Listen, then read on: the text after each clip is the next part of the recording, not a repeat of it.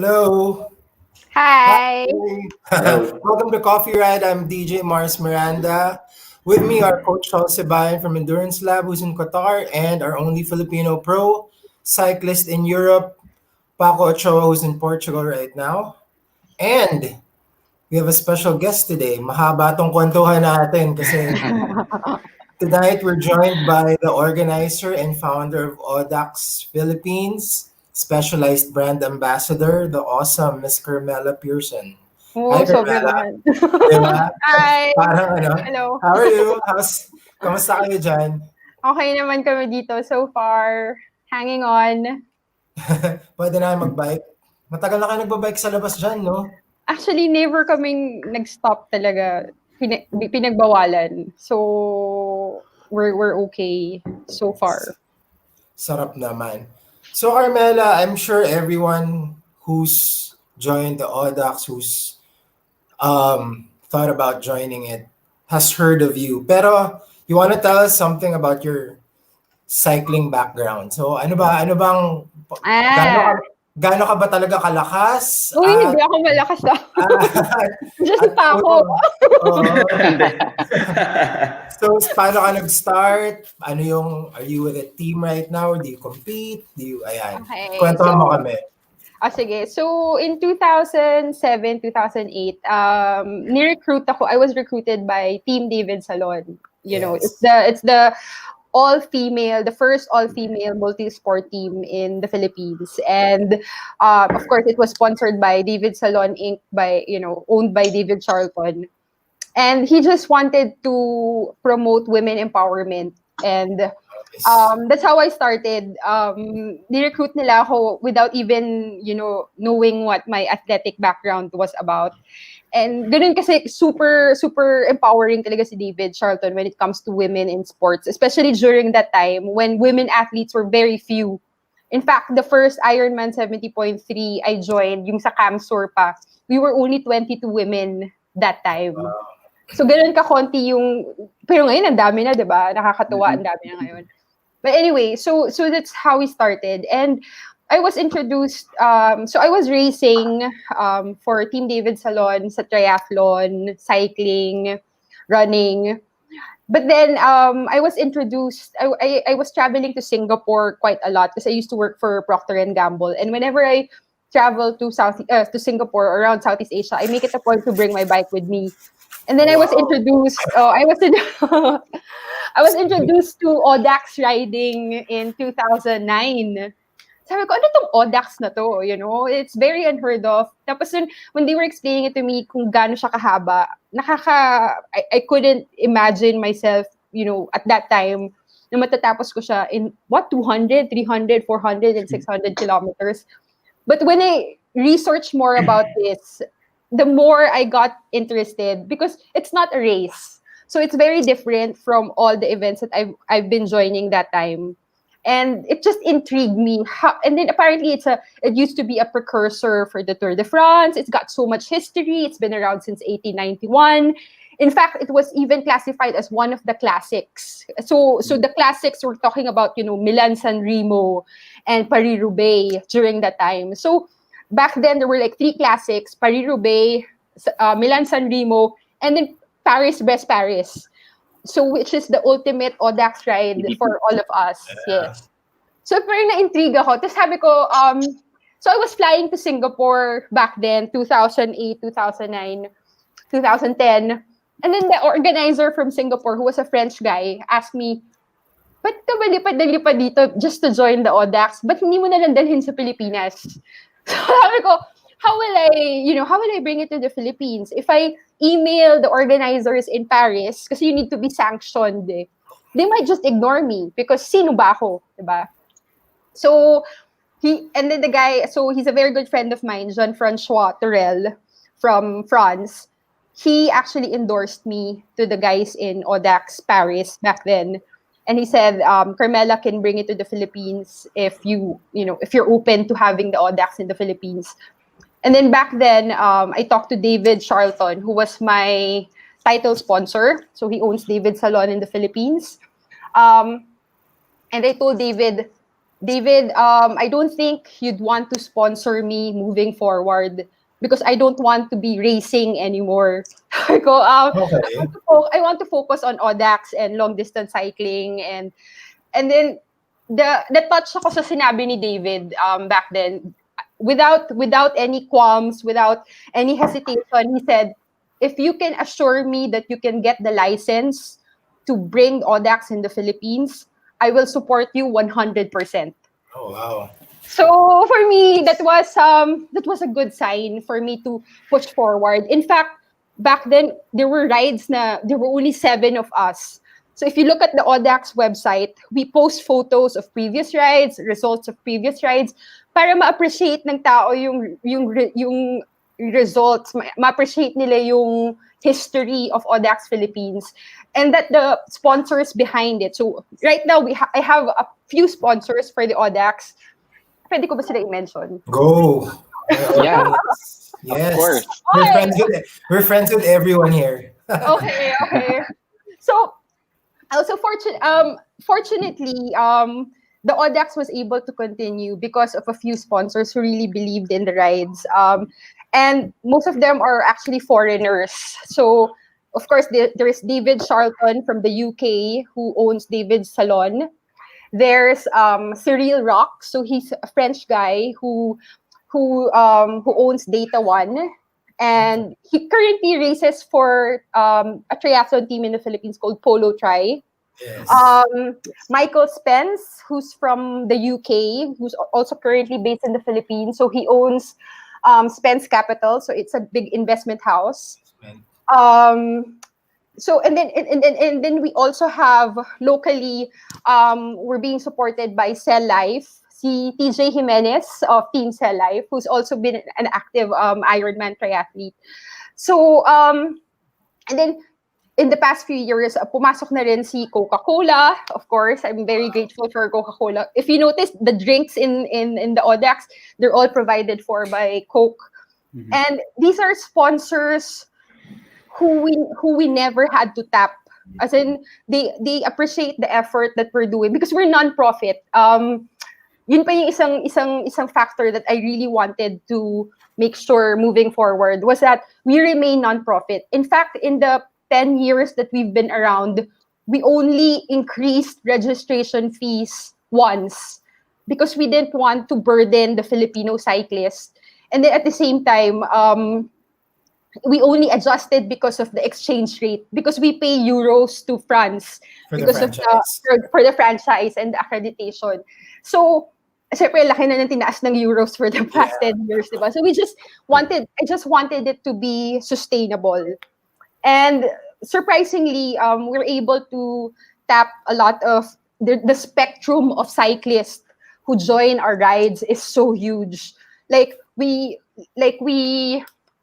have the very non-competitive group who just wants to finish, who'll take their time. You say hi. Hi, Bella. Hello. Okay.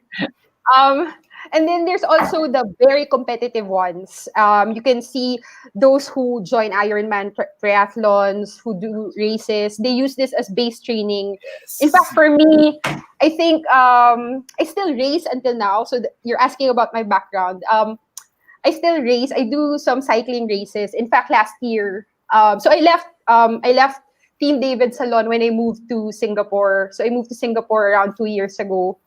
But I know a lot of friends based in Singapore, the cycling community, maybe because of my exposure to Audax as well around the region. And currently I belong to an amateur cycling team called Matador Racing.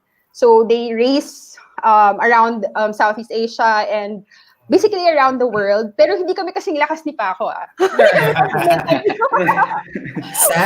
Sandbaggers pala lahat ng tao dito. Wala palang malakas dito. Pero what do you call this? So anyway, my background is I still race competitively, hopefully in my age category. But I still raced open in some races last year, which is tough kasi I race against kids who are 14, 15 years younger than me. So, medyo nafe-feel ko na yung edad. But I'm really grateful that as soon as I moved to Singapore, I joined this team called Matador Racing. So last year, aside from Audax, I also did at least 15 days of racing last year because that was a requirement for the team. So I'm really, but I think I accredit I'm able to race because of my huge foundation with the Audax. Yeah. I mean, cycling 200 kilometers in one go, cycling 300 kilometers in one go, I think it helps you build that huge foundation. So even if you're not into racing, the endurance, the fitness level that it brings you, it's totally different. Medyo ibang level din siya. Level. May share lang ako dito from Reg. Okay? Time hop. Exactly last year today was the ride start of PBP. Yeah. Wow, sakto pala eh. Sakto. Actually, alam namin talaga yun, Coincidence, kaya no? today yung schedule eh. So, shout out kay Red. So, finisher yan ng PBP. And I did my first Audax with him. Oh yeah! Okay. Versus Subic, yeah. Diba? So guys, at least alam niyo na yung background ni Carmela. Hindi nga siya malakas. Yeah. hindi rin siya malakas, parang si Paco, hindi malakas. Para medyo mahirap i-comprehend yung pumaponto lang kami 200K. Diba? Since Audax din, so let's talk about Audax. Siyempre, unang tanong ng first question that people ask, diba, when they hear about Audax, bakit ba natin to gagawin? Diba? Why are we gonna ride 200, 300, 400, 600K and ano? Tapos, go ahead. Okay, why? The big question, why? Ako rin naman di ba? For me, bakit nga? Why am I subjecting myself? Bakit mo naisipan gawin? Bakit mo naisipan nung the first time you did it? Para sa aming lahat kaming sinaktan mo. lahat ng nag-comment siya na nasaktan mo na sa Audax. Paano mo naman naisip gawin yun na nasubukan? Ano siya, di ba? Ano yung purpose mo at the beginning? Okay, at the beginning. Una, I really fell in love with the format. I keep telling everybody, the format is so simple. Like, it brings you back to why you love the sport in the first place. It's in its most raw form. Like, when you finish, even if you finish fast, you will be treated the same as the last finisher as long as you finish within the cutoff. There's no podium finishes. There's no medals. I mean, the medals nga, you have to buy pa eh. Kasi lahat yan standard from Paris. So why do it, right? Why do it? For me, it's for the love of the adventure. You know, it's your personal challenge. In fact, it's very personal to finish that distance kasi you will question yourself a lot during the entire ride. Ba't ko ba ito ginagawa? Bakit talaga? As in, there are times na I even cry when I'm doing it during the ride. My first 600, I cried. My first PBP, Paris-Brest Paris in 2011, I cried so many times during the ride. Ba't ko ba ito ginagawa? But then, hindi. But hindi natin subukan. I mean, even a lot of our, feeling ko doon lumalabas what yung Filipinos, but very resilient eh. Nakita ko talaga yung personality ng Pinoy cyclist, yung mga hindi nandadaya. Mamaya tatanong ko sa mamaya. Yung mga Sino ba yung mga yan? Pero yung sa akin, it's very personal when you do it. The people who do it have different reasons why they want to finish the distance. But in essence, it's a personal endurance challenge that you want to check if, kaya ko ba? Kasi maski ako, when I started doing the 200, the 300, the first Audax in the Philippines was the 300. So I wasn't even sure na ako mismo tatapos ako nung 300. Ang lakas ng loob ko, no? First Audax 300. we had 22 participants that time. Wow. 80% of the participants were women. And out of all the 22 riders, 100% finished 300 kilometers. So for me, you will see a lot of emotions during the ride. Even when I organize a 600-kilometer ride, at the finish, tumambay ka lang sa finish, makikita mo yung raw emotions ng mga tao. Yung iba humahagulgol talaga. So for me, it's in the cycling sport itself is in its raw form. And doon mo makikita if you really love the sport or you really hate it. Pero quickly, just for the benefit of the people who haven't heard of it or who are tuned in and who are going to watch this, what are the Audax distances and what's the goal at the end, diba? Venues also. Okay, so in the Philippines, we organized the 4 distances, the standard distances, which is the 200-kilometer ride, which you need to finish in 13 and a half hours. 13, okay. 13 and a half. Okay. The 300-kilometer ride, which you need to finish in 20 hours. Tapos yung 400 kilometers, you need to finish in 27. And then the 600, you need to finish in 40 hours. Okay. So when you think about it, it's quite lenient naman. And you look at the average speed, it doesn't require much. Pero when you're there na on the bike, iba na yung challenge. Kasi a lot of factors can play, like nutrition, sleep deprivation, you know. But what I like to, it's all about strategy. It's never about for the 200-kilometer distance, it's about the speed sometimes, you know. The fastest records are like in 6 hours, 6 hour 15. So medyo mabilis talaga. Pero yung, let's say for the 300, 400, 600, dun na naglalaro yung strategy and how wise you are in tackling that distance. And so yun, dun lumalabas yung pagka-abilidad mo. Pero when you think about it, it's all about strategy, but it's not a race. So once you do a certain distance, you did it in certain hours. I remember my first 600-kilometer ride, I think mga 36 hours ko kinuha. Kasi natulog pa talaga ako ng matagal after 450 kilometers. But then, you slowly, you slowly do your personal best afterwards. So that's how I gauge my fitness level, if I can, lessen the time moving forward. So ako personal question. So when you finish the 200, 300, 400, and 600, di ba ka na nun? Tawag siya super? Randonneur. Yun ang gusto ko malaman. Paano siya i-pronounce? Randonneur. Randonneur. Yun yung tanong ko kasi kaya hindi ko masabi kanina eh. So Randonneur. So okay. So when you finish the standard distances, that you qualify for the Paris-Brest Paris ride. Yes, diba? That's right. So how do you go about that one? So natapos ko na lahat, 2, 3, 4, 6. How do I get to Paris? Okay, so we have an Audax season, diba? Which always starts on November 1. So let's say November 1 and ends October 31 the next year. So that Audax season, you have to complete all 4 rides, the 200, 300, 400, and 600-kilometer ride. And then every ride that you finish, you're always given a homologation number. So if you look at the results of each ride in the website, you're given a validation number from Paris. So I don't give that out. So it's actually whenever we finish an Audax ride, I submit the results to Paris. We give them the brevet card that the card that you sign. The stamp. Yes.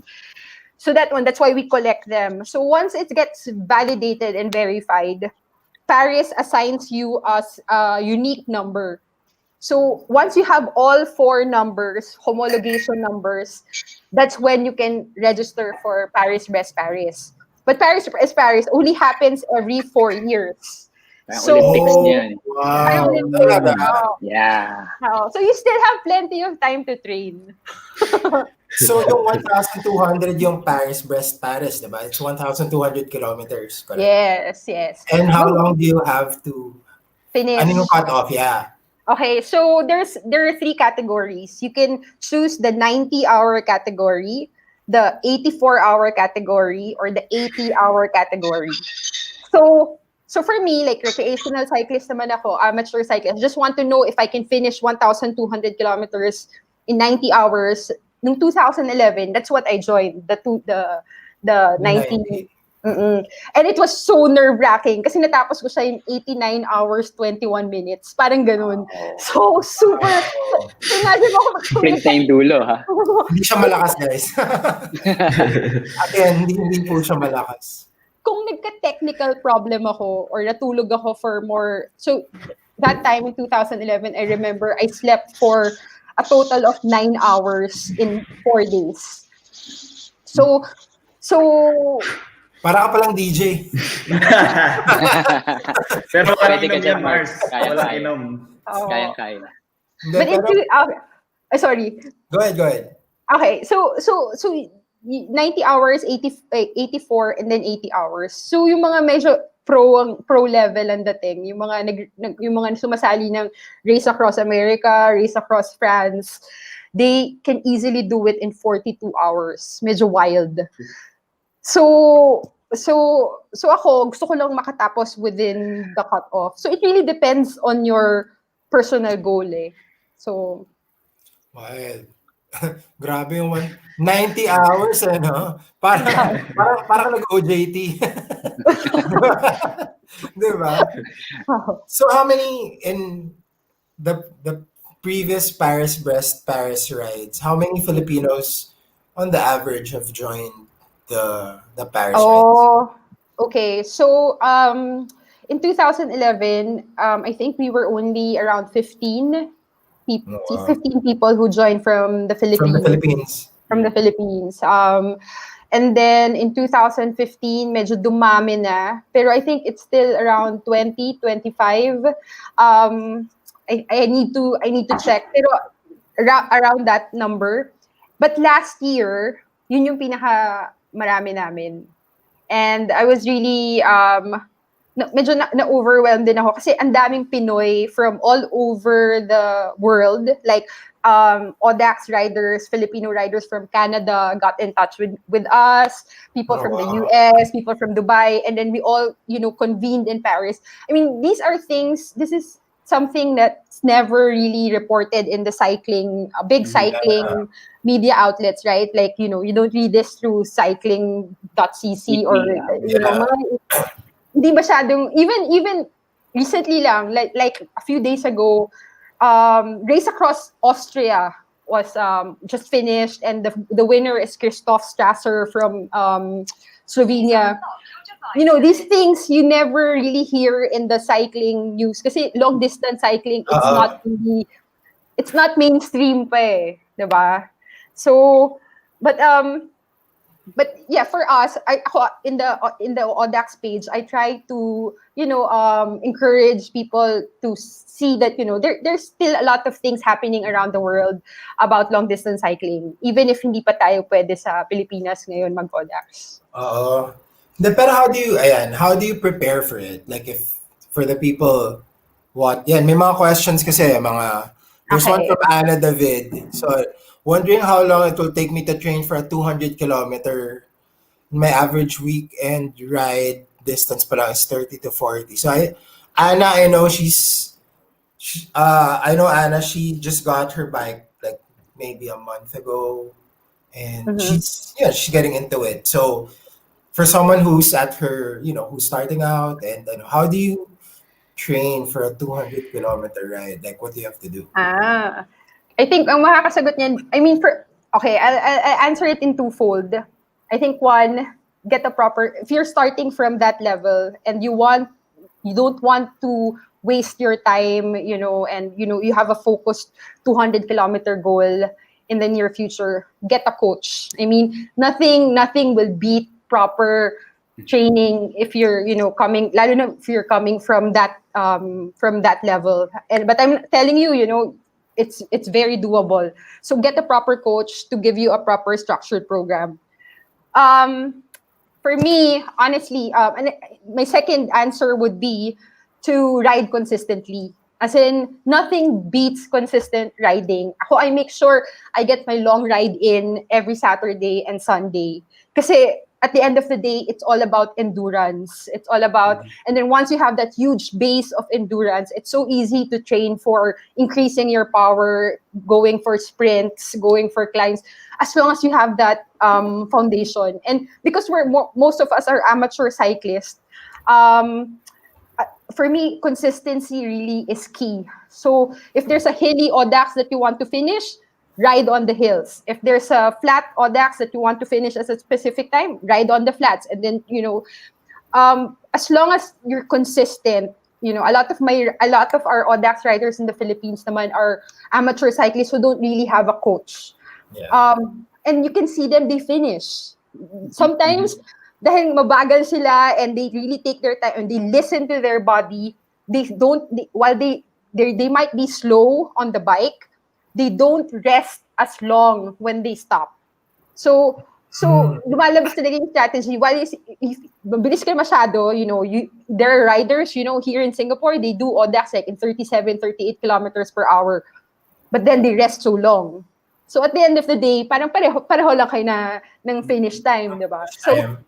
So it's all about strategy. But then again, if you're coming from scratch, like for me, I was never an athlete in the first place. I only got my road bike when I was 26, 27 years old. I was already working kasi I didn't have that athletic background. But I think my biggest advantage was I tried to be as consistent as possible, right? Do your long rides, be consistent, and just have that huge base. And then during, I guess yung strategy nga that you mentioned, no? Parang kanya-kanya if you know what your fitness levels are in your group and decide on what pace you go and how you want to treat the course, diba? Tama ba? Yes, Kayo, that's right. do you have any other... Kasi syempre, kanya-kanyang... Yung iba gusto magkakasama lang eh. Basta Oo, exactly. Diba? Actually, ang dami ko nakitang groups na they have this motto of, no, we don't leave anybody behind. And when they finish the ride, lalong na-nurture yung bond nila as a team, na-nurture yung bond nila as makikita mo talaga yung ugali ng tao pag out of your comfort zone eh. So perfect yung Audax. Makikita mo kung sino yung totoo mong kaibigan, sino yung medyo weird. Marami lang nasirang pagkakaibigan dyan sa diba, nabubudol sa Audax na 200 lang, pagdating mo 400 pala kayo. Parang si Reg Plopino. Oh yeah. That may naka-folding bike, MTB, recumbent bike, fatty bikes, very inclusive ang Audax community, which is true. Like, everyone's welcome, doesn't matter what bike you're riding. Diba? Parang when you get to the starting line, diba? Lahat ng all shapes and sizes of people. Yun nga, pag nakikita mo yung mga yung parang mga naka-fixie pa ata tapos naka ang tawag dito yung parang sweater na naka-polo tapos may bag sa polo yan. Actually si Ike nakaganon minsan yan. Actually, that's one of the things that I never expected from Audax Philippines, na we would be able to tap other cyclists aside from roadies and triathletes. Honestly, when I started this, I never really thought na, may sasaling naka-folding bike, naka-mountain bike, naka-tandem, naka-recumbent. As long as it's human-powered, the more I get to know these small communities, the folding bike community. In fact, I owe them the Audax Rizal route. The Audax Rizal is probably one of the toughest 200-kilometer distance in the country. But it was the folding bike community who actually told me, have you ever biked to Jariel's Peak from Sierra Madre?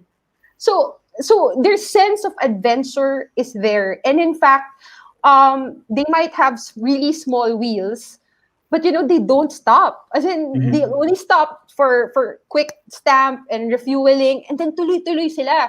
And when you think about it, that's a very wise strategy. And nagulat ako na they were even faster than some people who were on road bikes, lalo na in the 400 and then 600 kilometer distances because of the strategy that they've implemented.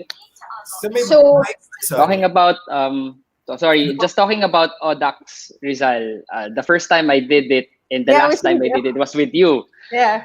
And sobrang training for that, parang 2 weeks prior, sila look pa na, as in it was really humbling, I'd say. And solid yung experience na parang going up Jeriels, umuulan, bumabagyo, parang wala ka sa Pinas. So it was really, yung sabi nga ni Vince, so many good stories from an Audax, right? Yun talaga every time you, di ba, parang when you're with your riding group or your friends, you're like, naalala mo yung Audax, ganito. Lahat may kanya-kanyang kwento or yung mga nakilala mo sa Audax, yung nakasama mo lang dun sa gas station, na habang nagpapastamp kayo. May mga nagkatuluyan nga, meron din nag-break. Para mas common yung nagbe-break kaysa sa nagkakatuluyan sa Audax. Pero may bike ba na bawal sa Audax? Ang pinagbabawal lang namin are the ones with motors. Of course.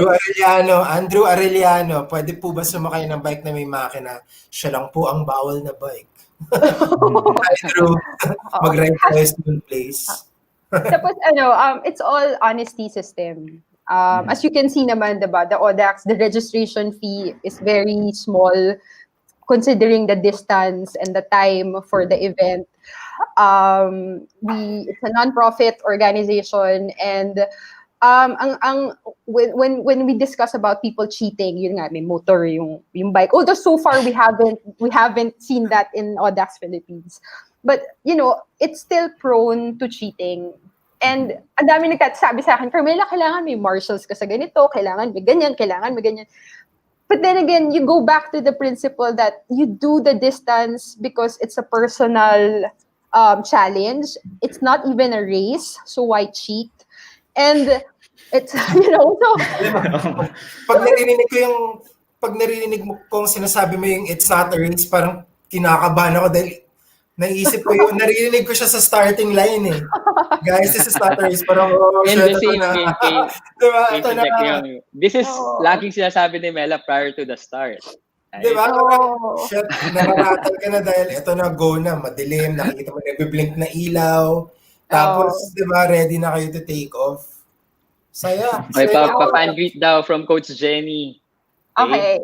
Hi, Coach Jenny. Hi, Coach Jenny and Boss Alvin. Hello. Ay, mga good friends ko yan.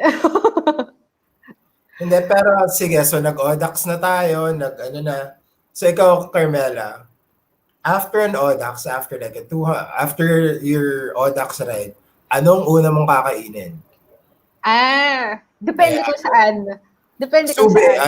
Sube. Favorite ko talaga yung Texas Joe's. Kasi tatawid lang ako sa Mango Valley. Mango. Pati you're craving for protein diba? Yun ang justification ko eh. So, you need meat. So, I go for, chicken and steak and all that. Pero depende, sa Rizal, kaya napansin ninyo, yung start and finish ko, parating hotels na may magandang restaurant. Kasi gusto ko convenient eh. Pero kung walang parang if you could have anything after like a 600. Okay, definitely. Anything after a 600 kilometer ride, ano yun? Steak. For me, it's a good chunk of steak. So, as in, I can finish like 500, 600 grams. Ito nga, sounds good. This is Sadek Tapawan. Cold beer. Yun ang masarap. Oh my gosh. Yeah, no? Sa 600 kilometers, ang daming nagdadala ng cases of cold beer. Yan ang masarap. Tapos tatambay sila sa finish, tapos lahat aalukan nila ng... Nakakatuwa. Sabi ko nga, if you want to feel good and feel warm and fuzzy inside, just hang out in one of the, toughest Audax rides and hang out at the finish. Kasi iba rin yung pag-cheer ng mga tao, especially lalo na pag pag malapit na yung cut-off. So, so nakakatuwa yung support from the community is really quite overwhelming. Ayan guys, post nyo lang yung mga dream meals nyo after an Audax yan. Nag-uumpisa na, liempo, tinolang manok, sige lang, post nyo lang. Gutumin natin mga sarili natin dito. Also, Carmela, how do you plot out the courses? Paano mo naman na-decide mag-baler? Di ba? Oo nga, nakakatuwa naman yung Pilipinas. We have so much to offer in terms of cycling. Yung sabi ko nga kanina, the folding bike community told me about Rizal, and then I checked it out myself. In fact, all the Audax routes, I make sure na kaya ko tapusin myself. Kasi ayoko naman ginagawa mo siya? Nire-ride mo siya? Guys. Kasi as an organizer, ayokong magmukhang hypocrite, di ba? So, sabihin nila, gusto lang niyan mag-organize, gusto lang niya ng ganyan. I personally love the format. I really love the Audax rides. And I've met the most amazing people from this sport. So I think I owe it to the community and to myself to be, to plot these rides accordingly to, how Paris does it. So I do a recon ride as much as possible, and then I do. We're quite old school. Paris, the Audax in Paris, they're quite old school. They want me to, aside from the GPS coordinates, kasi pwede mo naman i-plot sa Strava yan or sa Map My Ride, and then you send it to them, di ba? But no, in fact, up to now, they're very old school. They want me to go to the route itself, plot the points, get the GPS coordinates of each turn, and even I get waypoints as I move forward in the ride. In fact, it's actually one of the things that I really look forward to. Kasi nakikita ko yung terrain, kung kakayanin ba ng mga cyclists. We've been quite notorious in the community of plotting routes that are very, very challenging. Diba? From Rizal to Baler. But why do I do that? Kasi 200 kilometers, medyo madali na sa mga tao yung 200 kilometers. Ang dami niyang nakakatapos ng 200 eh. But I wanted to bring that proper etape experience. I mean, I've done Grand Fondos in the French Alps. I've done races in Mallorca, in Spain. And ayokong i-baby yung mga cyclists sa Pilipinas. Kasi alam kong kaya naman eh, 'di ba? I mean, Paco, I'm sure in Portugal you have these epic rides and the terrain is exceptional. I want to bring that factor in our rides in the Philippines. Like a proper Grand Fondo, a proper etape. Like we don't want to baby our cyclists. That's why we also don't have marshals. Aside from wala talagang budget. Ayoko rin ng masyadong binibaby yung mga cyclists. Kasi kung Go, sorry. Kasi I do these rides myself. I check the route myself. If kaya ko, I'm sure kaya din ng iba. Yun lang yung gauge ko. All this time iniisip ko na parang, okay, umpisa tayo Subic, drive out tayo, GPS ka dyan. No, you really ride it, no? Galing. So guys, at least now you know na bago natin gawin yun, ginagawa ni Carmela muna. Ito, Carmela, question from Christopher Ang. What's your dream location in the Philippines to hold an Audax? Marami. Okay, one of the things that I never expected was a lot of provinces started to get in touch with us to promote Audax in their own respective communities. And that's something that I never expected. In fact, Subic lang talaga yung naisip ko before, tapos Rizal, kasi malapit lang sa Metro Manila. But then, a lot of LGUs, we've been getting invites from different cyclists from different provinces. Why don't you bring it here? Why don't you bring it here? Carmela, meron kaming kalye na ganito kaganda, ganyan. Even the ones in Baler.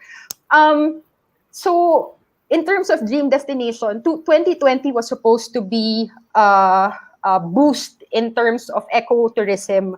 That was one of our mandates. I was talking to a lot to the sponsors, David Charlton and everybody else, Cyril Rock, Michael Spence, and they all wanted to bring the Audax experience to other provinces. Kasi ang dami din naman parang, Carmela, dalhin natin sa Visayas and sa Mindanao.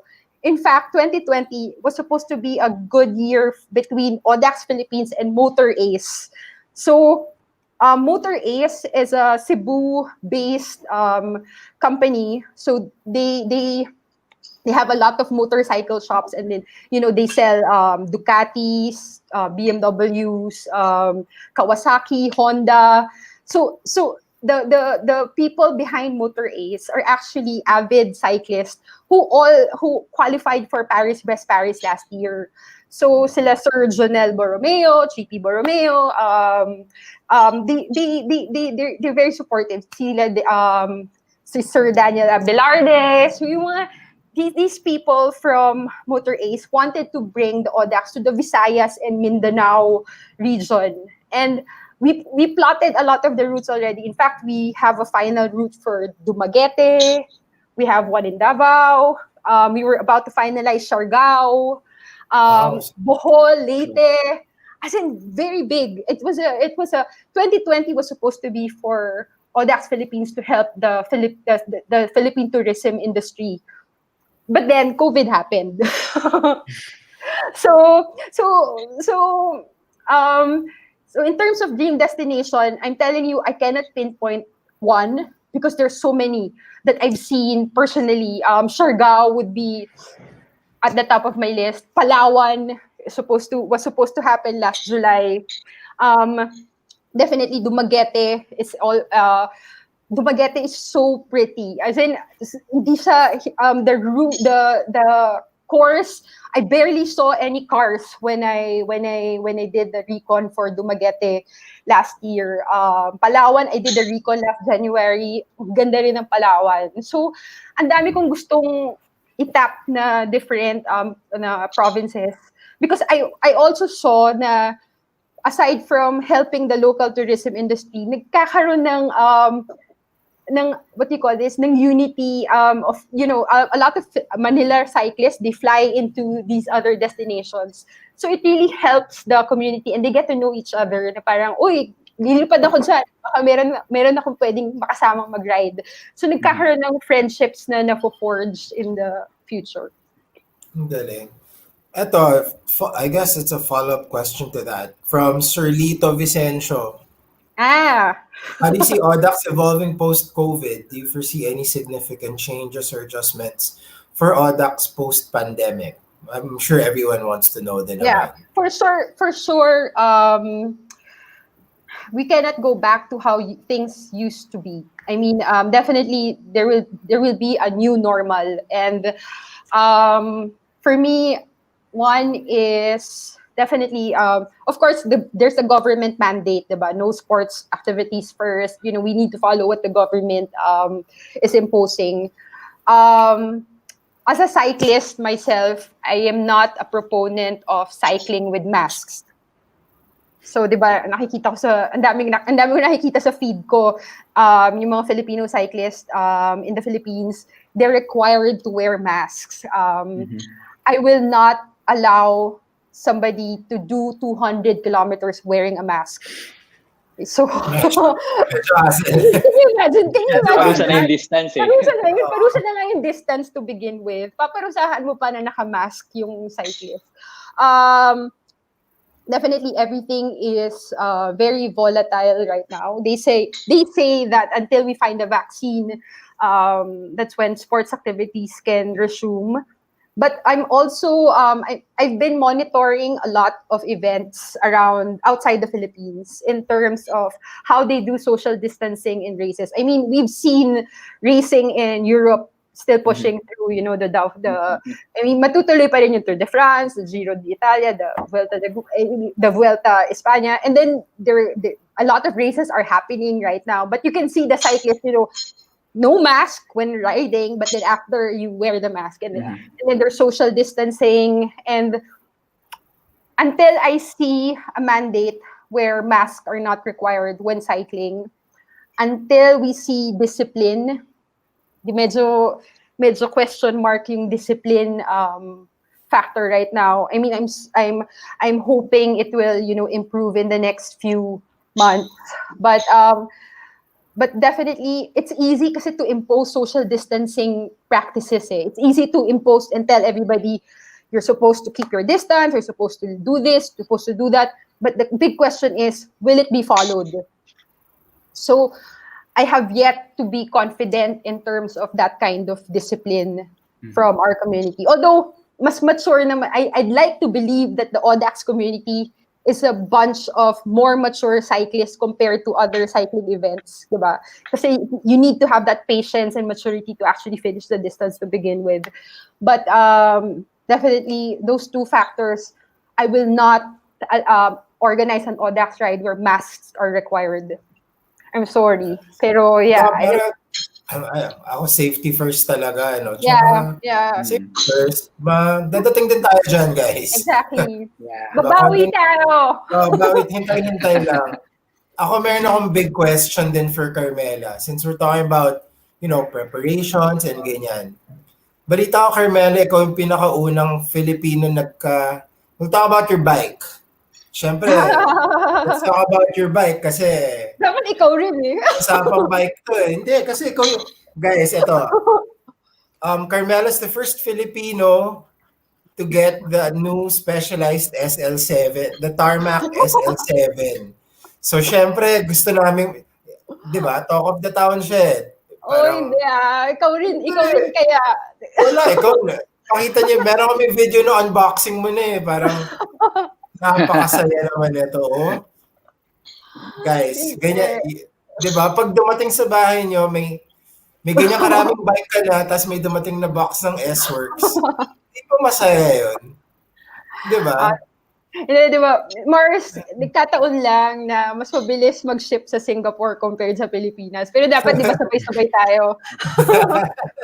So, pero anong balita sa, how do you choose what do you look for in a bike? If you're gonna do, syempre your riding is different from like Paco who races and like let's say Coach Sol who will do a triathlon or me who will just bike around the village.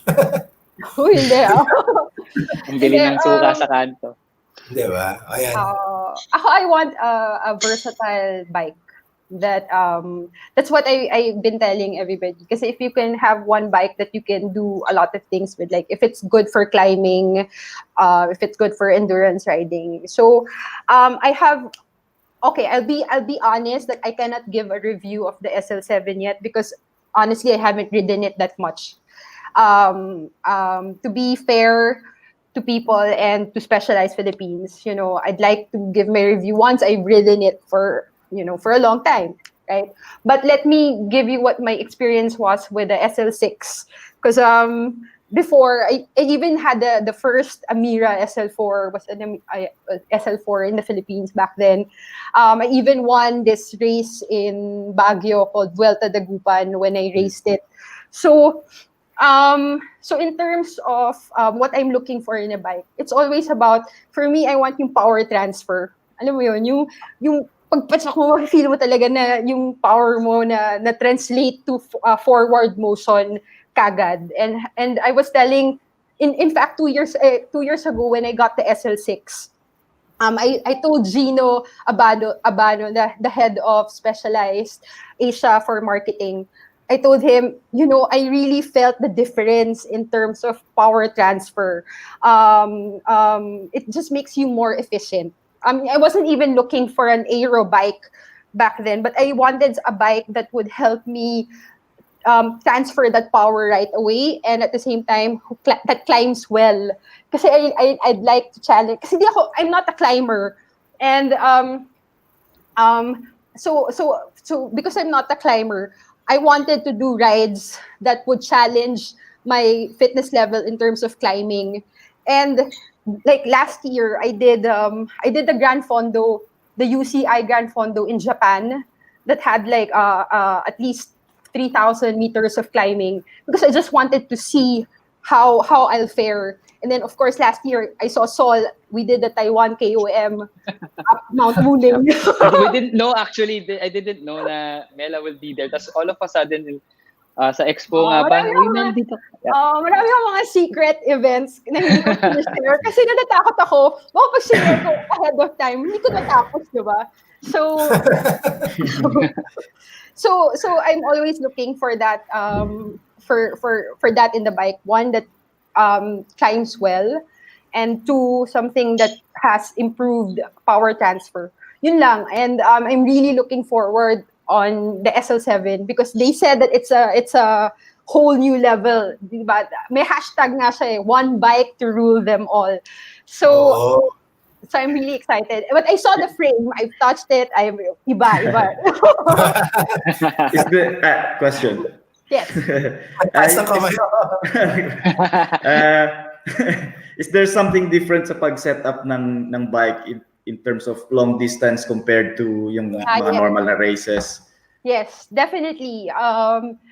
Okay, so one of the things that I know medyo magastos na to, pero if you can invest on a good bike fitter, invest on one, because the setup will really be very different in terms of Audax riding. When I do my Audax, inaangat ko yung stem ko. I mean, kailangan taas yung stem ko, tas hindi masyadong aggressive yung geometry ng bike. I want to have a very comfortable saddle. So I use a saddle that looks like a couch kasi makapal siya. So, but when I race, syempre, you change all the setup into a more aggressive geometry. So it brings the power. Diba Specialized has this very good power saddle, and they've been coming up with new saddles since last year, and I have yet to try them all out. But there's really a huge difference in terms of saddle height, stem height, how you adjust all these things on the bike. So definitely, your setup for Audax riding should be different from racing. There's also that about shoes. Sorry, Mars. Pero I think shoes then matter. Like very stiff shoes, hindi ganun ka-comfortable on long rides. I believe Specialized even had a Audax shoe. There's an Audax shoe. Yeah. Tsaka yung there's a women-specific saddle, the Mimic one. That's right. Specialized the Mimic. Na even the guys are using it because it's so comfortable. Hindi kasi imagine mo 8 hours ka nakaupo doon tapos hindi ka comfortable. Medyo bad trip yun, Medyo hindi masaya yung Audax experience mo. Pag hindi ka comfortable. Sinasabi ko sa mga tao, I don't experience any saddle sore and chafing even when I do a 600, because it really boils down to your quality of your cycling shorts, your saddle, and then at the same time your chamois cream. So there's a lot of factors. Ayun, also tips. Kunyari, like kaming tatlo magkasama kami mag-Audax the last time, di ba? So any tip? Masyado madali sa inyo yung 200. Hindi naman, no? Pictures Hindi naman.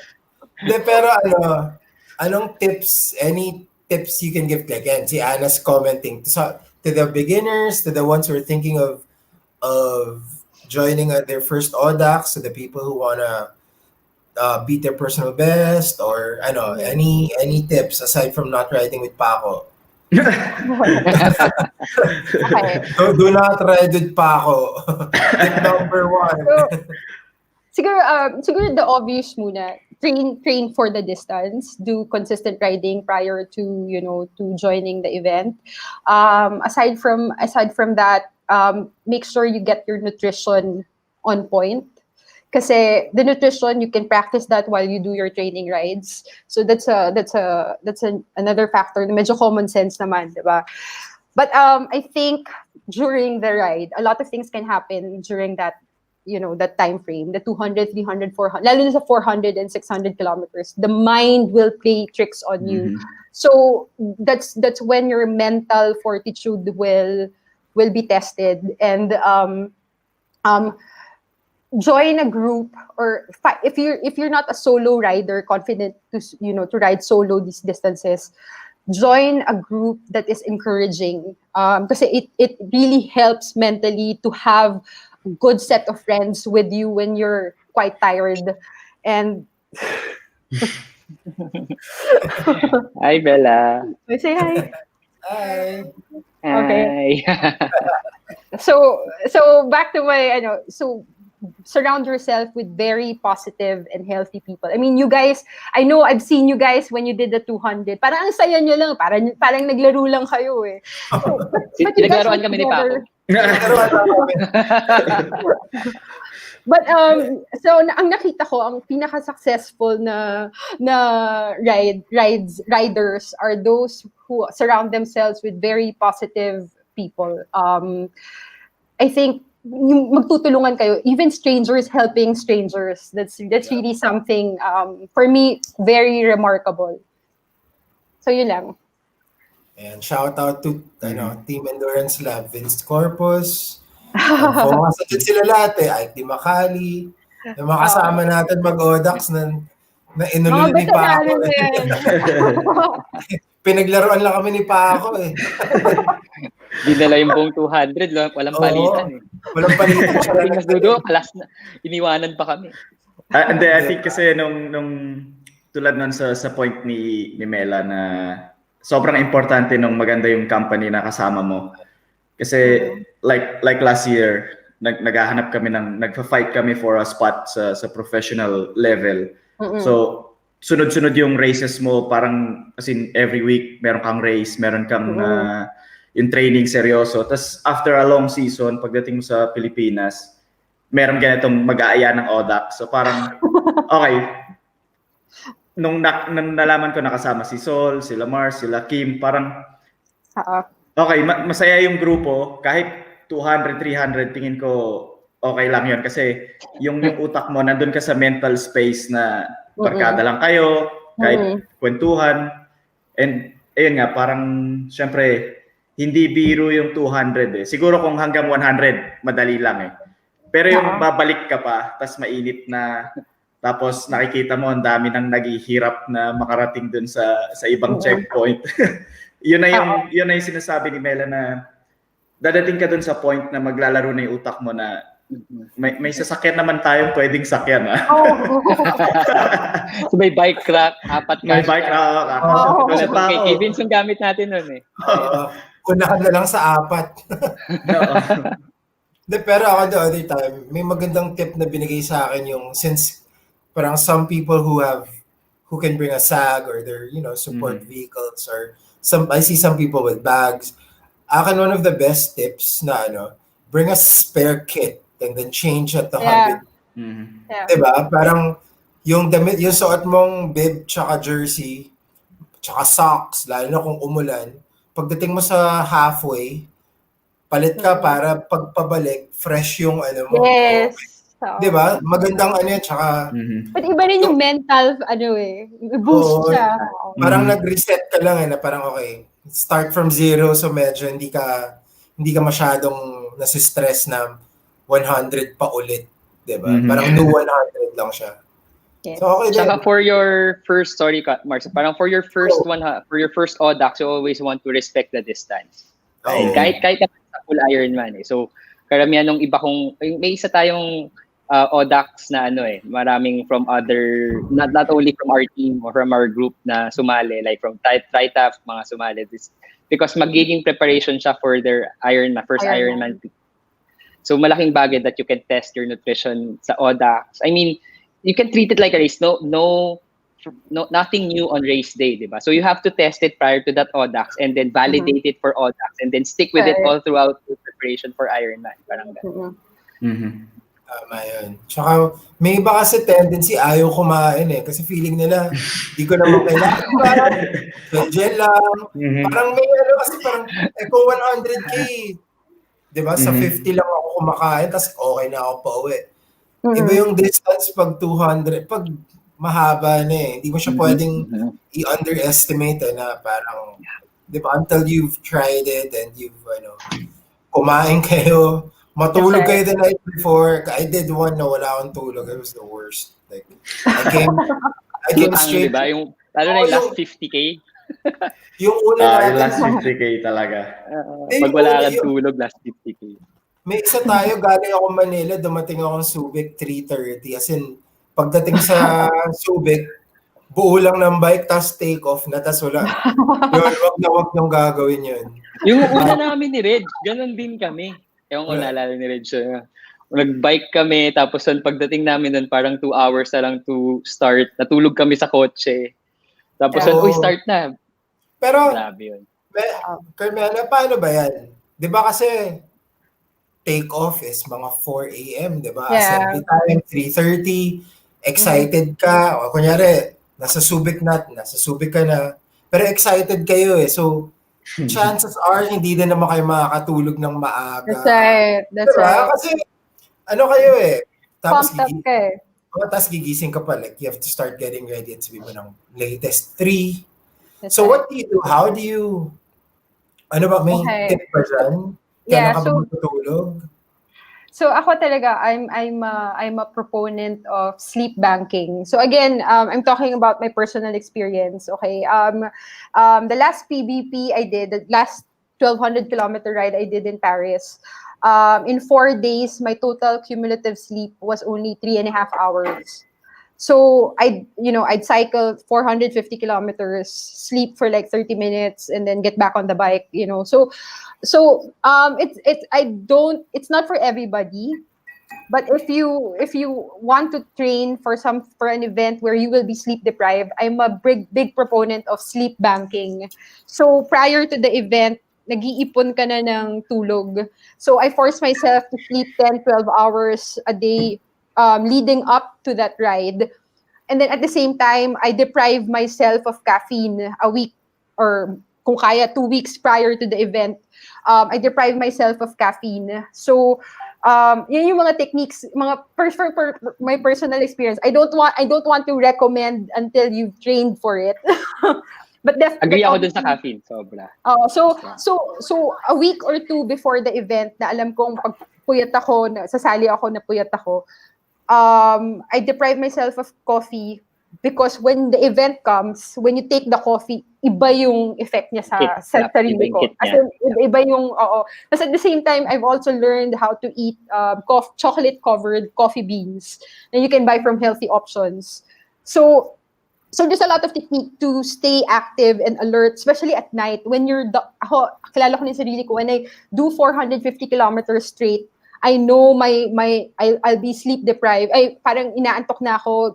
The mind is playing tricks on you. You can see, parang may nakikita ka mga multo sa kalye. At imagine at 1 a.m., 2 a.m., ganun yung nakikita mo. So how do you keep yourself active? You can eat chocolate-covered coffee beans. You can easily buy from healthy options. I chew gum. When you're chewing gum, bigla ka nagigising eh. So there's a lot of techniques that you can actually do to keep yourself alert and to get yourself ready for a sleep-deprived event. Ito sabi ni Reg. Ito na nga eh. Hallucinations is for real. Yeah. Totoo yan. Ano na siguro nakikita nyo yan, no? I'd like to give a shout out lang to the Filipinos who finished Paris last year. There's a lot of them who finished within the cutoff time. In fact, we even had the fastest Filipino Korean, but he's Filipino national, David Amado, who also races a lot. He races in the Philippines under team Badass. Shout out to Coach Ivan. Specialized family rin yan ng team Badass. But again, the PBP last year, we saw a lot of Filipinos who finished it. And John Silasao, who used to be part of the mountain bike national team in the Philippines, so he finished. There's my good friends, sila Enzong, De Luna. Maraming nakatapos, even yung Filipinos based in Paris, sila Ari Medina. Kung pwede ko lang banggitin lahat. And of course, si Reg Plopino. So a lot of Filipinos finished last year, which makes me believe that there is still a lot of Filipinos out there that we can see finish in 2023. So there's still a lot of time to train for the next one, and it's a bucket list ride because it's one of the classics. And iba yung feeling of being there when there's so much history in that particular ride, and there's so many French nationals cheering for you, cheering for strangers like us. And because we're Asian, they usually wouldn't think that we're Filipino. And so I was being mistaken as Singaporean or Japanese. So it's nice na parang, I'm from the Philippines. I'm from Manila. It brings me that pride na for a country that's really never known for its cycling for long distance. We're putting a mark in the long distance cycling realm. Parang ganon. Parang it's every time you meet someone who's a cyclist, and parang it's an Audax thing na pag if you meet someone, tapos sabihin mo parang, nag-Audax kami. Talaga. Ang dami. Good vibes agad Parang kahit dun mo lang nakilala, tapos parang, I'm a cyclist also. Tapos when Audax comes up, you're like, it's like a common thing. Nababond kayo kagad. Parang common bond. Oo, kahit, diba? Kahit hindi naman kayo nagkita doon, pero the stories that you share and diba? Kaya saya ng Audax So like, just from the comments, I'm guessing a lot of people are starting to miss it na, no? Diba? Ako rin, nami-miss ko na rin yung community. Iba pa rin talaga ang Filipino cycling community. I mean, I'm based in Singapore. I started Audax riding in Singapore actually. Iba talaga ang Pilipinas. Iba yung Pinoy. Diba? So ngayon, guys, Audax MOA. Mag-Audax MOA. 600K sa MOA. Yun daw yung next natin para naman may Audax tayo this year. So ano pa ang question ko, so ano yung typical vibe ng Audax ride? Diba? Kasi syempre like may mga yung nagre-race medyo alpha, yan sila pa ako, alpha yan pataasan ng watts per kilogram, yung triathlete, yung taong hindi mo makakausap kasi nagte-train lang siya buong araw, di ba? Parang, may ganun parang, ano ba yung typical vibe ng Audax rider? Definitely, the crowd is relatively mature. Well, ngayon, mature na. Kasi nung nagsa-start pa kami, marami pa rin yung tumitira sa simula. Yung 43 kilometers per hour. I mean, hindi ka magsusurvive ng 200 kilometers in that sense. But now, I've seen so many cyclists, groups, teams who really ride it well, who pace themselves well. Definitely, there's that sense of maturity through the years, for the past 10 years that I've seen. It's a very inclusive community. We don't, actually, personally, when people tell me na Carmela may na-discriminate na, riders na ganito, ganyan, I really speak up and, this is a community where we accept and respect everybody, regardless of bike, regardless of your background. Lahat naman kayo mahihirapan I mean, 200 kilometers pagdadaanan nyo naman lahat What makes you so special? Parang ganyan. So even any type of bikes, any brand of bikes, it's a community where you will be accepted, you will be respected in the peloton. It's the only event in the Philippines where we release everybody in one go. So in the peloton, beside you, you'll see a mountain biker. Beside you'll see a folding biker. This is a community where we strive to respect everybody because we believe that everybody can do it in the first place. The vibe, I mean, you've seen the vibe in the past few Audax rides. It's non-competitive. In fact, pag nandun ka, tapos una kang natapos, parang malungkot nga Di ba tanungin niyo yung mga record holders. So we recognize the fast times. We have record holders. But this only serves as a challenge for those people who just want to, to finish the distance. Kasi even Paris, they track the fastest time naman But we when you finish and you're first, malungkot, kaysa sa matapos ka with your team, with people cheering you on, we treat everybody equally in the Audax. Definitely, we encourage people to respect each other. No cheating, because we one of the things that that I want, that na-imbibe na in the past. Marami na kasi may cellphone eh. Kaya kapag nandaya ka, tapos nahuli ka. So, as an organizer, I've received a lot of videos, cyclists drafting behind their support vehicles. I've received a lot of videos, basta cheating videos. Nakita mo naman. But I also believe that we are not in the business of ruining people's names. So what I do is I approach these cyclists personally. I talk to them that, we've seen you do it. We have evidence that you've cheated. And I don't want to see you in my rides again. So I've done those difficult conversations in the past.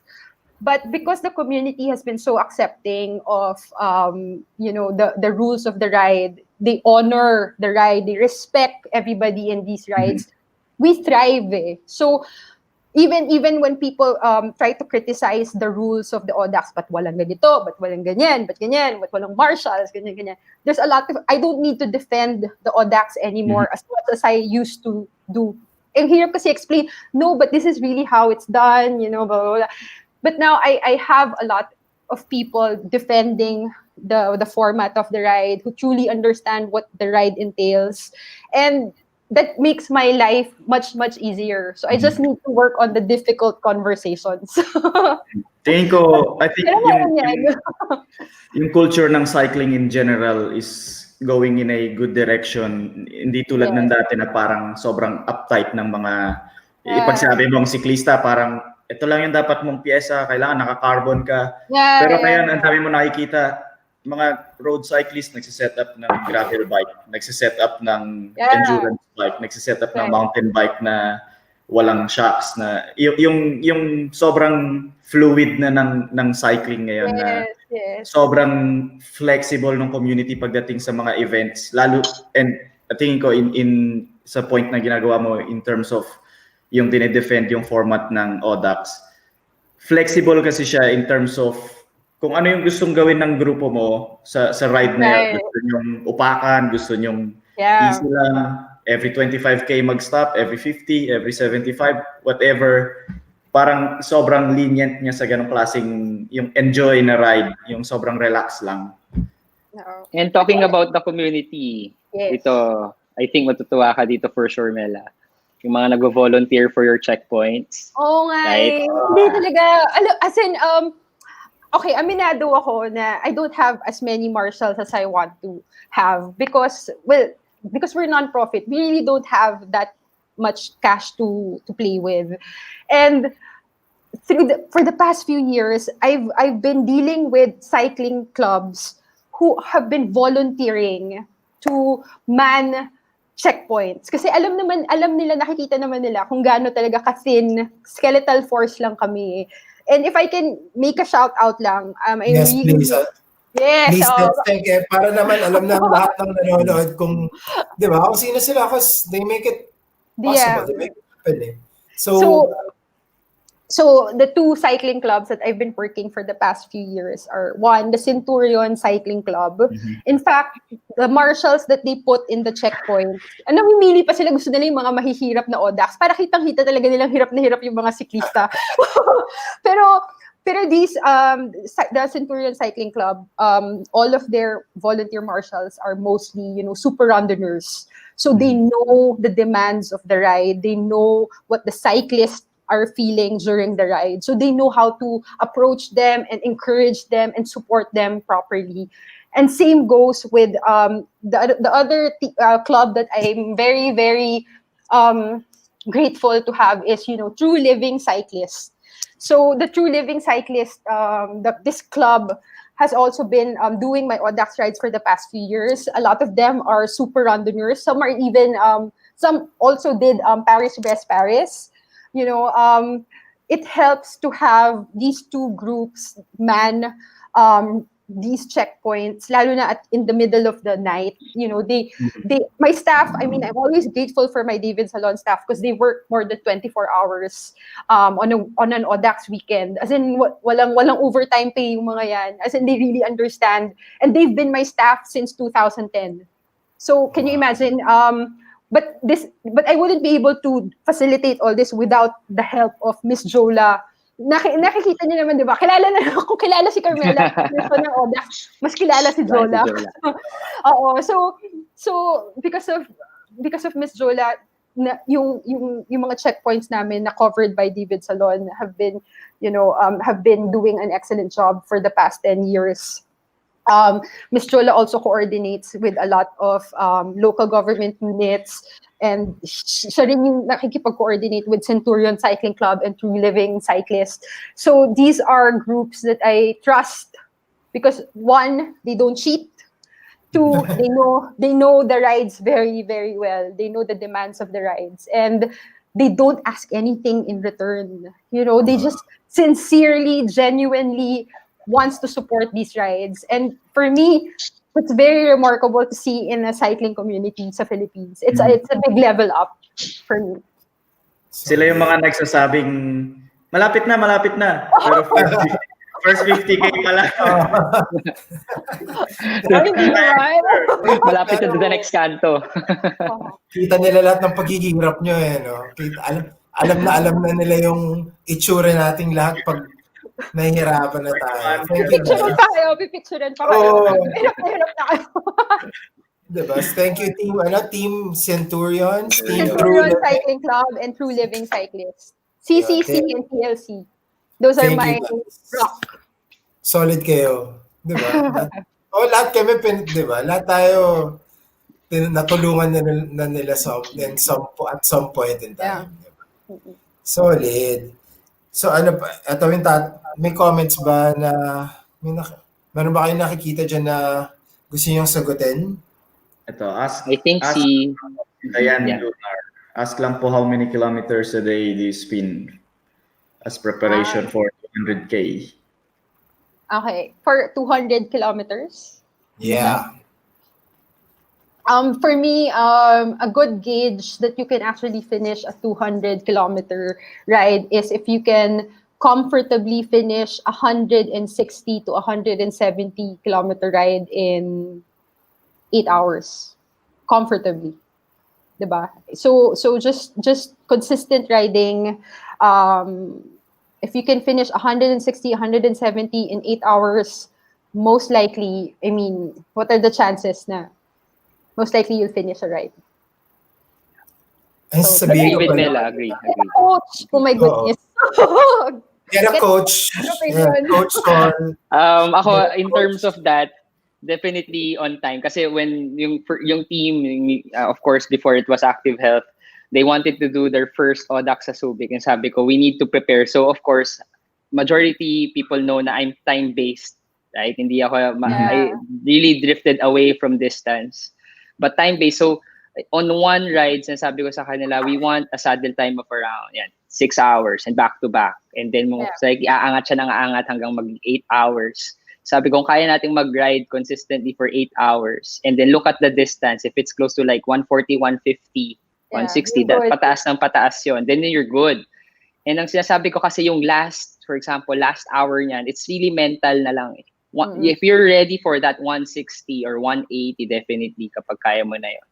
Then yung huli, like the next hour or 1 hour and a half, it's really mental na lang. So honestly, once you're there, kaya na yun eh. And nakita yun ng team. And one of the biggest fields na kasama ko noon in one of the ODX Philippines, yung team, and they did it. It was, ulitin natin ulit, pero the next time nang ginawa namin, wala na akong ensayo. So I was really suffering. But it was really a nice feeling, like everybody was really having fun towards the end. Yeah. And Carmela, is there a Facebook group where people can join? And para, diba, if they have questions after, our video, diba, syempre people still have questions. Is there a Facebook group they can join? Do you have your community page where they can find out more? So just join, Audax Randonneurs Philippines. There's a Facebook group and a Facebook page. From an organizer's point of view, I make announcements on both pages. And of course, we have the website, audax.ph. Of course, care of any SB. So, Audax Rider din yung CEO and president of NESB, the website developer behind Audax.ph page, si Sir Joe Capistrano. He because he's a cyclist, he knows how I want the website to look like. He knows I want to see the results there, the photos, the documentation. I want to have a blog section, an announcement section. So I've been dealing with them quite actively, even during the pandemic. But definitely, if you have any questions, the community is so helpful. Just post your question in the Audax Randonneurs Philippines page, and a lot of people will really help you and give tips. But we also have a tips page in the audax.ph website. So yeah, we'll post all of those pages on our Facebook page din para tag natin sa video na to para alam nila. So yun guys. Kasing haba ng Audax yung episode natin today. Siyempre, Audax yung pinag-usapan. Ang dami natin po na pag-usapan eh. So, just to wrap it up, any messages to people who want to take up their first Audax? They have time to train for it since the next one's probably going to be a while. So a lot of people have been asking me during the pandemic, what do we do since treat it as like off season? Kasi right now I cannot give a calendar out yet, unfortunately, but I do have alternative calendars in my pocket. But I will release it once we see, there's the situation in the Philippines is improving. There's a lot of assumptions that we're, trying to tick. But definitely, just siguro, stay active, stay healthy, stay fit, eat properly. I mean, the basic stuff. If you have an indoor trainer, ride regularly, even if you're indoors. I mean, it's no excuse to be not active dahil pandemic, diba? I mean, still be active. Maybe it's time to, do cross-training, try something new, do yoga, do core training, functional training. Coach Sol is a big proponent of functional training. Strengthen your core. I mean, there's a lot of things that you can still do and be active. And once we're ready to, once we have a calendar out, we can plot and specialize your training towards that particular Audax ride. But definitely stay active, stay healthy, maximize the use of your indoor trainers. There's so many things that you can do right now, so there's really no excuse not to be active and healthy. Yun. Exactly what we all needed to hear. So, Walang excuse.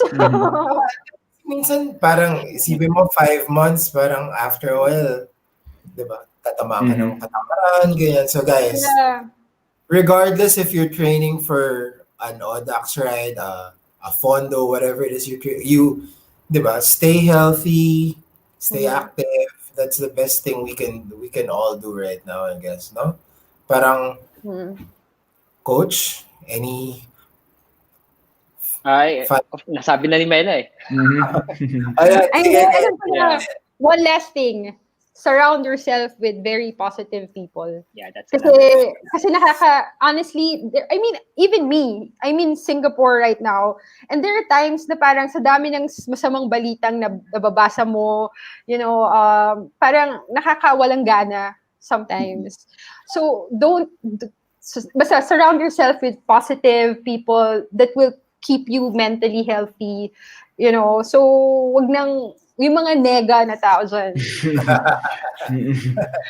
I wanna add on to that. I'd say na tawag dito, you just want to count our blessings right now. Honestly, there's so many small blessings na parang on a day-to-day basis hindi natin nakikita.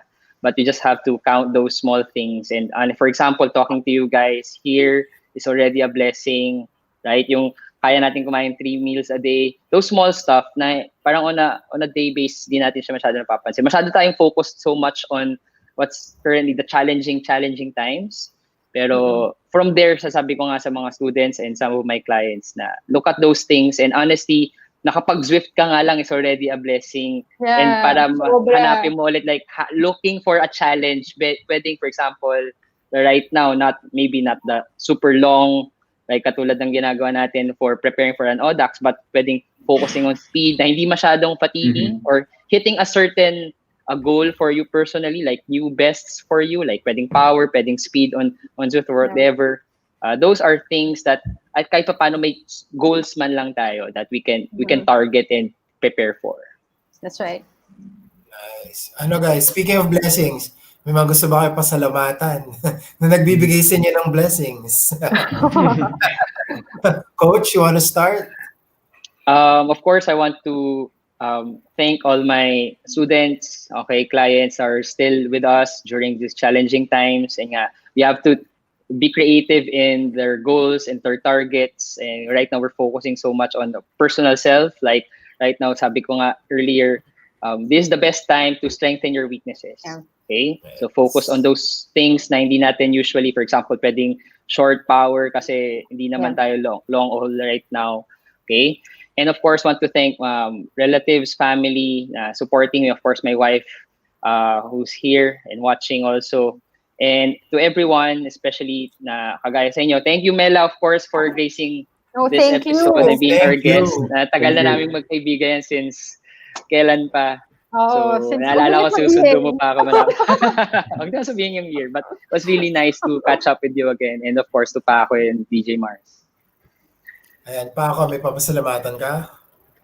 Isa lang gusto kong pasalamatan ngayon, si Glock 9. Kasi yung kanta niya talaga, kapag pinakinggan niyo yung lyrics, talagang yun yung dapat yung theme song ngayong nangyayari na pandemic, na parang wala kayong parang hindi niyo makita yung pag-asa ng ilaw sa dulo ng tunnel, or yung ano ba yung future na malapit, and kung kailan tayo makakapag-Audax, kailan tayo makakalabas ng normal. So ayun lang, sabi nga niya, buhay ay parang bisikleta lang. Pumidal kundi na kayang humakbang. Ganun lang kasimple. So thank you kay Glock 9 para sa ating lahat. Alam kong mahirap yung time ngayon, mahirap para sa lahat ng tao, and yung suporta lang sa isa't isa, yun ang pinaka-importante. Nice. Natouch ako eh. Parang may moment ako din. Do you want to thank anyone? Meron pa tayong... Okay. Ako, I'd like to thank, of course, the people behind the Audax. Even before 2010, the sponsors I've mentioned earlier, David Salon, David Charlton of David Salon, Cyril Rock of Data One, Michael Spence of Spence Capital, PJ Jimenez of Cell Life. I'd like to thank Coca-Cola. Because without these people behind the Audax, and these people, they don't ask for any marketing mileage. If you notice, there's no marketing mileage in the Audax, but they still continue to support us. The LGUs who've been allowing us to do these rides. Sa inyo, you know, the pandemic has really caused a lot of mayhem in terms of our physical activities, but because of avenues like this, it keeps people encouraging and hoping. I think that's what we need right now. It's hope that things will get better and things will, you know, allow us to do the things that we love once again. Of course, there's PLC and CCC, Centurion Cycling Club, PLC, True Living Cyclist. Without you guys, we wouldn't be able to do the tough rides properly here in the Philippines. Of course, the biggest thanks talaga is the community. That's something that I've never expected. You know, the maturity level of the cyclists who join our rides, the people behind these rides, the people who keep informing other people and educating them on what an Audax ride is about. I'd like to give a special shout out also to, in the background, he works tirelessly. So si Attorney Raymond Fortune, I don't know if you know him, but in the background, he does all the legal work for ODX Philippines, and he's been helping us so much. And all these things in the background, my crew, my staff, Miss Jola. Without these people, I wouldn't be able to organize this. Sino ba ako to implement these things? I'm nothing. I'm nobody. But because of the people, around me, surrounding me, so many people. Kung may nakalimutan ako pasalamatan, personal sponsors ko, Specialized. Siyempre, Specialized. Of course, my Team David Salon family. Yun. Ako, thank you rin to Specialized Philippines, Nike Philippines, Tumi, and Rudy Project. Thanks, guys. So there, Carmela, thank you so much for joining us tonight. Super fun na tong episode na haba, saya. So we hope to see you soon. So we hope to see you soon in the next Audax talaga. Excited na kami. May time na tayo mag-prepare for that. Yes. So, thank you and thank you. Good night. Thanks, guys. This has been Coffee Ride. Good night.